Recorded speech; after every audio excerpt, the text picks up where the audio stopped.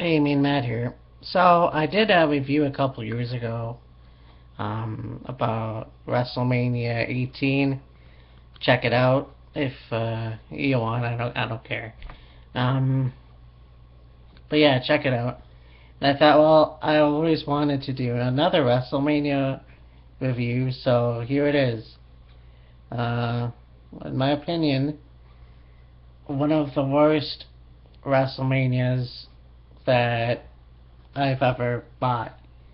And there's something about the number 9 because WrestleMania 9 was a terrible, in some people's eyes, it was a terrible WrestleMania. WrestleMania 29 last year, for me, it wasn't the greatest WrestleMania, but others kind of wanted their money back. So yeah, fine, whatever. I want to do the WrestleMania 29 if I can get the matches here. WrestleMania 29 was quite possibly the worst WrestleMania I think I've ever seen. And I can't say I'm gonna put this in order.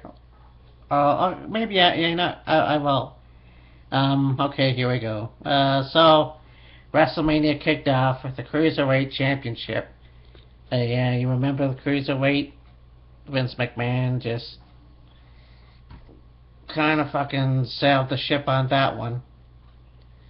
Matt Hardy versus Rey Mysterio with Shannon Moore in his side. Um, the less I talk about Matt Hardy, the better. But in this case, he won the champion. He won. He retained, I should say. He lost some weight because he wanted to be in the cruiserweight division, and he was. And it was Rey Mysterio's first WrestleMania, which unfortunately he lost. Not too bad of a match. No, not too bad for a kickoff, I guess. Like I said, the less I say about Matt Hardy, the better. Then we had Undertaker versus The Big Show and A-Train. And one thing I could say about the American Badass is that I don't know what happened. I don't know if Kid Rock. I probably mentioned this before, but I don't know if Kid Rock didn't okay the WWE to use American Badass. But nonetheless, Fred Durst, there you go, Limp Bizkit. Well, not really Limp Bizkit. It was Head from Korn. Brian Welch was playing guitar, and I think I can't remember the other guitarist's name from Drowning Pool, but they played for Limp Bizkit anyways, and so we had to see that because the theme was well, I don't even know. I'm not really a huge Limp Bizkit fan, so I can't remember the title of the song. But anyways, despite Nathan Jones, who was currently in the WWE at that time, he got injured. So, and I got injured by, I believe, the full-blooded Italians, which was on Heat, so they were pretty funny. So it was Undertaker alone against The Big Show and A-Train, or Tensai, as he is now currently called. And he defended both of them. He beat both of them. Well, Nathan Jones came out and helped out anyways, but basically Undertaker just annihilated both of them. Then Trish Stratus, yeah, I can't remember if this was for the WWE Championship, Women's Championship, Victoria, and Jazz she defeated Victoria and Jazz, and again, I not really gonna look and see if it was for the WWE Women's Championship. I'm pretty sure it was. The year before, when it was defended in Canada, Trish Stratus lost, which really sucked. And in this match, next up was the shits, as they say. Team Angle, or the world's greatest tag team, as they were later known. Shelton Benjamin and Charlie Haas, another piece of shit. The tag team champions defeated the Guerreros, Eddie and Chavo, and Chris Benoit Rhino. And yeah, I thought that match was terrible. I may have to watch WrestleMania 19 again.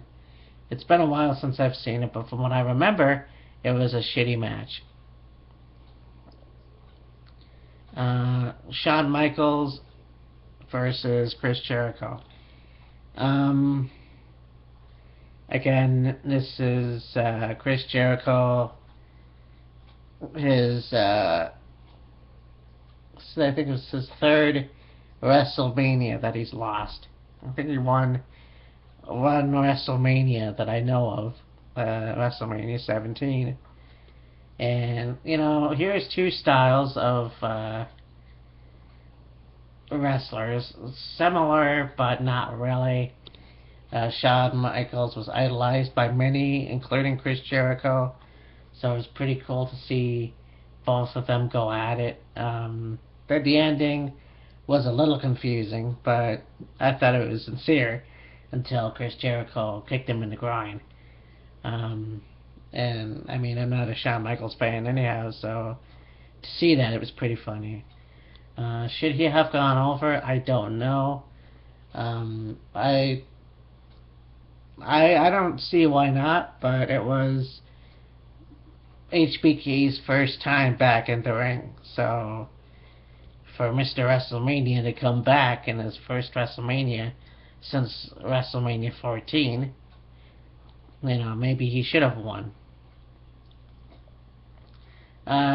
Then was the world title match. The first time the world title was defended or even mentioned in the WWE.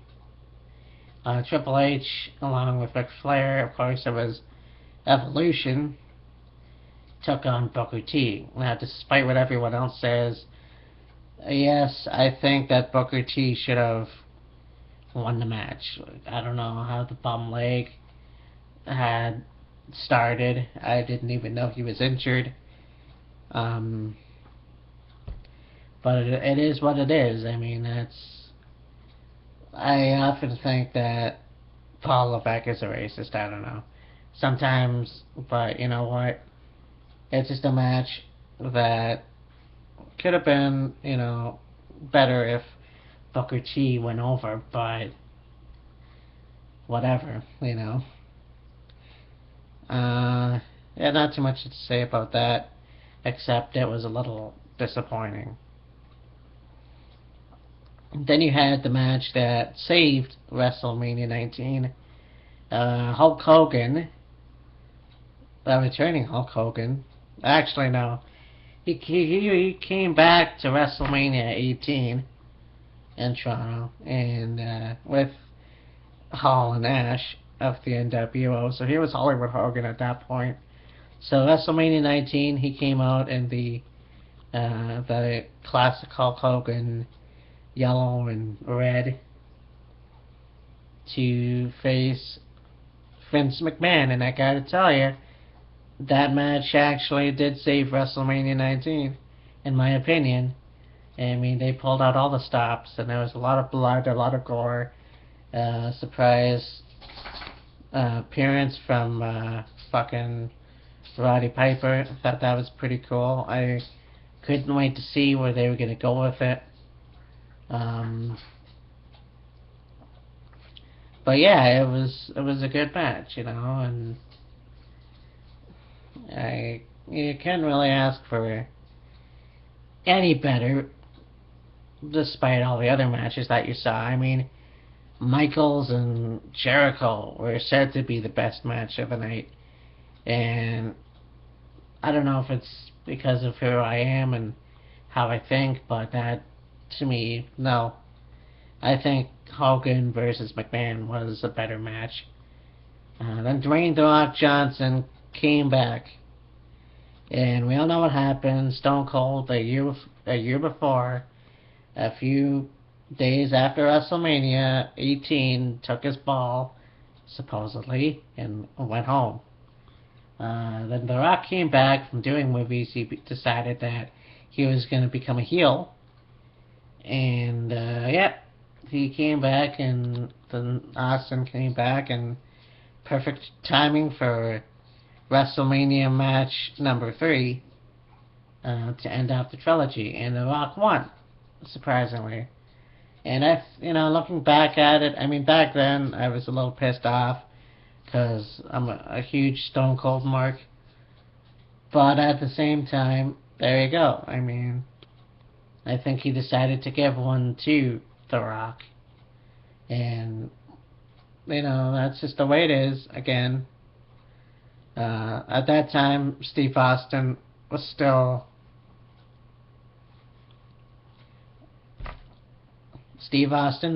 injured, and I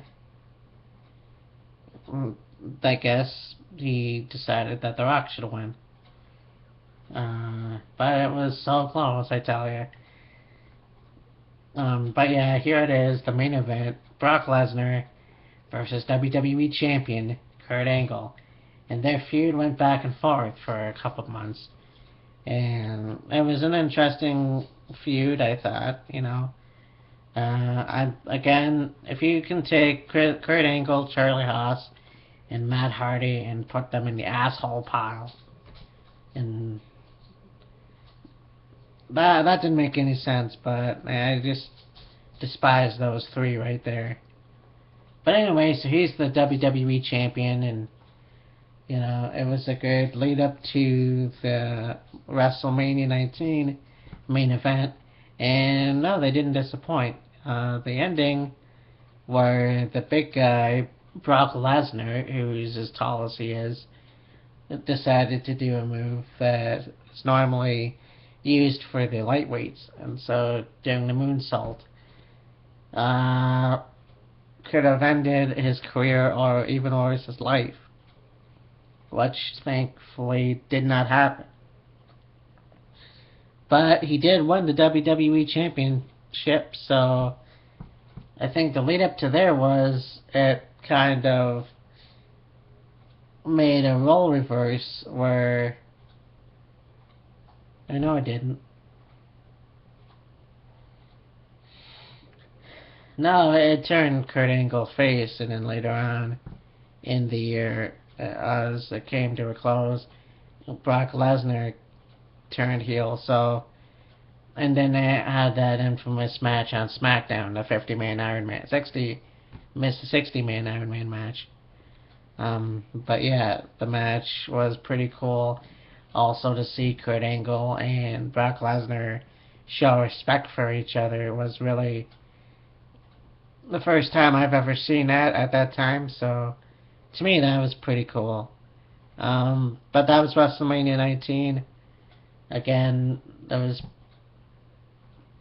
a terrible WrestleMania. I gotta say that right now. I didn't like it very much, and the Hogan McMahon match saved it. That's all I gotta say about that. But anyways, yeah, I'll talk to you later. Bye.